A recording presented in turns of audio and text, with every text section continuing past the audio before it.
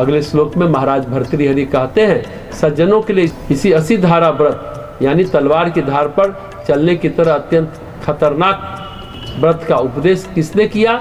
जिसने सज्जनों और स्वल्प धनी मित्रों से कभी याचना नहीं की। न्याय संगत वृत्ति का ही आश्रय लेना पड़ता है। विपत्ति के समय भी उच्च विचारों की ही रक्षा की जाती है और बड़े लोगों के ही मार्ग का अनुसरण करना पड़ता है। भर्तृहरि बता रहे हैं जीवन की रीति नीति। एक बार अच्छा काम शुरू किए तो बस शुरू कर दो, या तो कार्य समाप्त होगा या जीवन समाप्त होगा।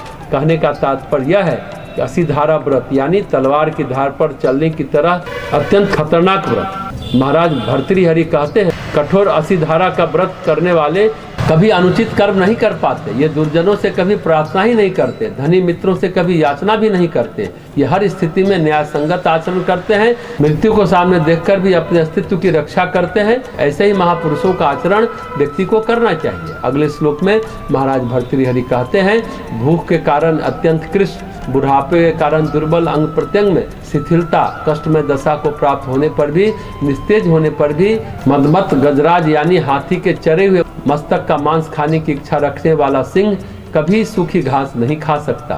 प्रस्तुत श्लोक में महाराज भर्तृहरि मान शौर्य की प्रशंसा करते हैं, यानी कि विशेषता की ओर संकेत करते हैं। इसमें आत्मसम्मान है, कभी समझौता नहीं करते, कभी ऐसा कर्म नहीं करते जिससे उनके आत्मसम्मान को ठेस पहुंचे।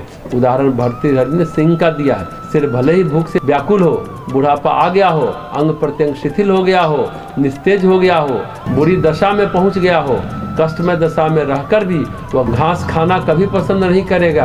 तब भी उसकी यही इच्छा होगी कि किसी हाथी के मस्तक को चीरकर उसके मांस को खाया जाए। सिंह चाहे मर जाए लेकिन सूखी घास नहीं खाता। ठीक उसी प्रकार श्रेष्ठ पुरुष जो होते हैं वे मर जाते हैं लेकिन अपनी प्रतिज्ञा नहीं तोड़ते।